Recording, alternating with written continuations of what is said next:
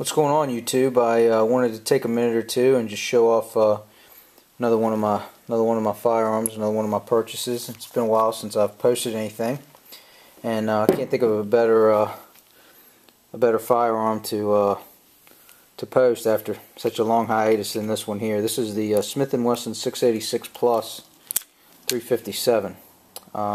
It holds 7 rounds in the cylinder, and just a great gun. This one particular model here is the 4-inch barrel.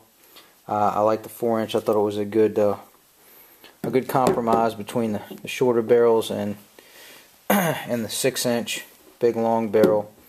I have a Bianchi Cyclone holster for this, and it's just an excellent piece. Big fan of the revolver. If you've seen any of my previous ones, speak real highly about the revolver. I think it has its place, and this one's no exception. My other revolver that I touted earlier was my Taurus 357 I use for concealed carry. This obviously is not an ideal concealed carry choice, just given the barrel. That's not to say that I couldn't do it or that I wouldn't, depending on my choice of cover or jacket.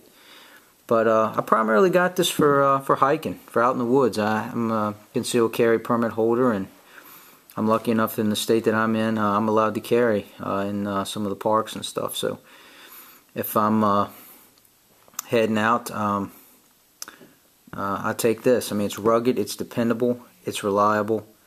I can beat the hell out of this, and it's a workhorse. I know it's always gonna fire for me. I don't have to worry about any failure feeds or stovepipes. It's a great thing about the revolver, man. If the hammer goes click, I just pull the trigger again and it goes right to the next one. And being that it's a Smith and Wesson, the action is just like clockwork, man. It's as smooth as it can be, and if you fire it single action, I mean, you barely have to touch that trigger to send one down range. It's an ideal weapon. I'm not really impressed with this Smith and Wesson. You know, everybody's a lawyer now. I guess the anti-gunners have somehow gotten their way to Smith and Wesson too, in their fear of liability. They've got this little gun lock on here. Not only is it unattractive, just not a big fan.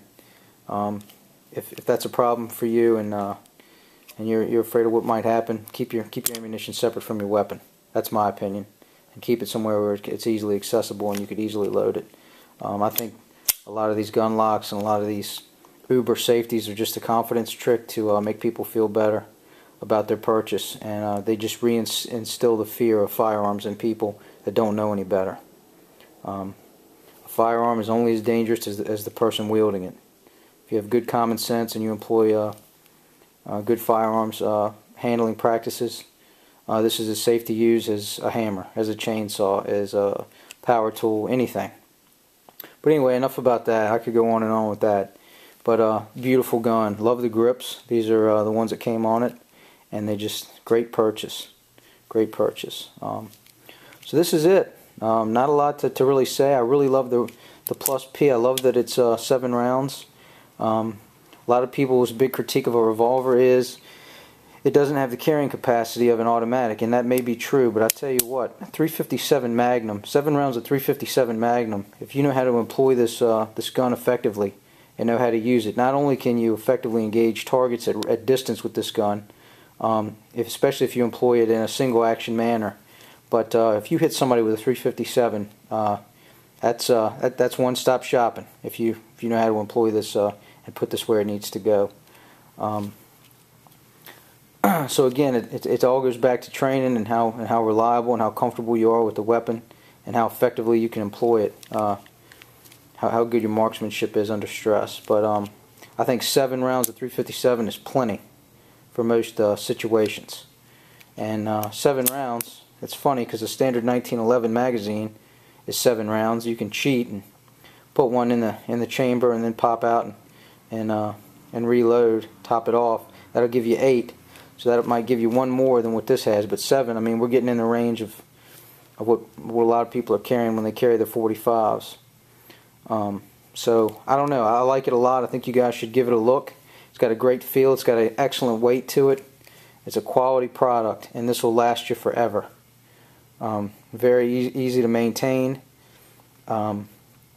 and extremely fun to shoot. And again, the great thing about 357, I really don't understand why people buy 38s, to be honest, because for a lot of gun manufacturers you can find almost an identical weapon chambered in 357.